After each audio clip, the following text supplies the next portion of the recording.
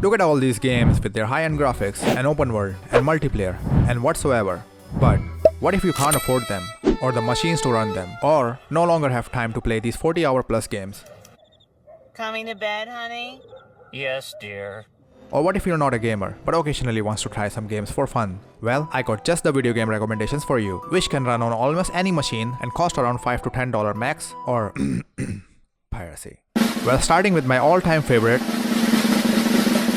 Limbo, which I know most of you have already played or heard of, but those who didn't gotta know that this 5 to 6 hour game deserves to be in everyone's list, even if you're not a gamer.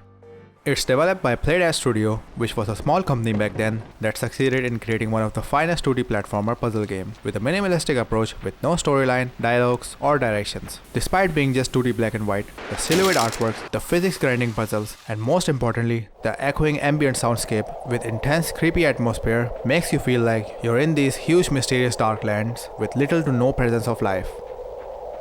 The protagonist just wakes up by randomly pressing any button, having no idea what's going on, and that's exactly what the game tells you, that you're on your own. No one's gonna hold your hand and guide you, and this makes you more keen towards every detail and aspect of the environment, which is an artistic blend of just two colors. The depth is added to the visuals by dividing them into three portions of layer, which are the foreground, middle ground, and the background layer, plus the special atmospheric effects to give the entire environment a natural look by adding haziness in the air, or steam and gases in the industrial sites, and rain occurring in different areas, but most importantly, the lighting effects like the sun rays scattering from above or filtering through the forest, creating a perfect contrast between light and darkness, and the darkest areas with bulb and sparks having little to no presence of light, which creates a complex and straining environment. The entire screen has this film grain filter with dark corners, like it's all part of some nightmare or some classic black and white horror film, or if you're being watched through some distinctive eyes. Then comes the ambient reverb sound design, which gives this mysterious creepy atmosphere a very peaceful yet thrilling touch, bringing balance and justifying the minimalistic aspect of this game even more, because there aren't any extra or unnecessary sound effects. And this gives a pure sensation of calm and loneliness, as if everyone is long gone or dead. Music, on the other hand, is merely there. It only plays at certain moments to build suspense, like when you step into some hostile and alarming situation, or when there's finally some relief and comforting moment, when you finally get past some horrendous near-death situation. The gameplay is quite simple. You have limited moves and actions. You have no weapons or inventories, so your only option is to run and use the objects in your surroundings to survive. The real challenge is solving the puzzles, which seem quite easy at the beginning, like moving objects and obstacles from here to there. But some of the puzzles are so complex, at some points I started to feel like there's some bug or this game is broken. But after using my brain for 5 to 10 minutes, when I finally made it through those nightmarish puzzles, it felt so rewarding and satisfying, like I've achieved something huge in life.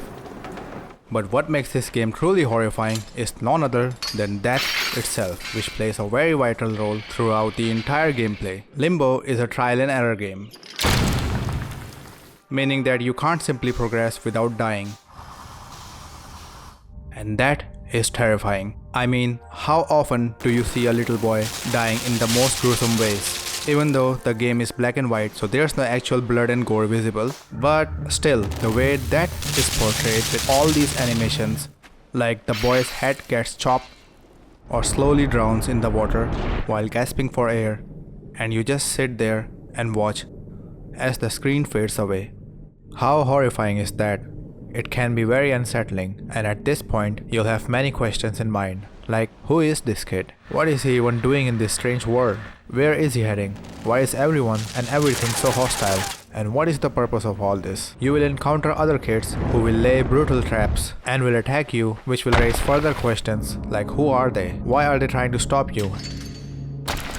And why are there so many dead kids in the noose and cages? Well, there's no proper explanation for all of this, and that's how the game is meant to be. It leaves you hollow, with so many questions and theories to fill in on your own. Some say that Limbo is a place between life and death, crossing the river they say, in which the boy is stuck after getting into some sort of accident, and now he's trying to find his little sister, who was also involved in the accident. Well, there are many theories which I won't talk about and let you discover on your own. For me, Limbo is a sorrowful and emotional journey, and it's always been very close to my heart. I played this game back in 2012 for the very first time, and whenever I replay this game, I always learn something new. It conveys that life is not always a bed of roses, and I have to keep moving forward no matter what until that arrives. And the thought of that also makes me appreciate the beautiful moments of life and the time I've left with my loved ones.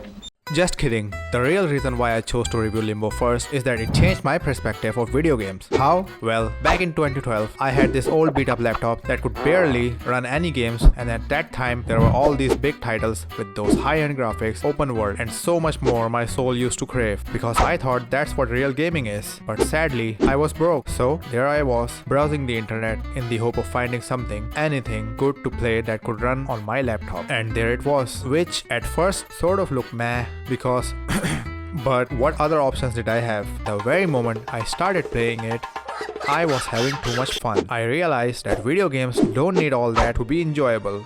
They can be so simple, yet beautiful and amazing. And from that day, I've played countless indie titles developed by small studios, and my joy is priceless. Even though I play almost every big title too now, but still, nothing can compete with these gems because they are made with pure love and dedication. So no pirating, guys. Make sure you buy them and give full support. And that's it for now. I'll see you guys in the next video with more reviews. Until then, bye bye.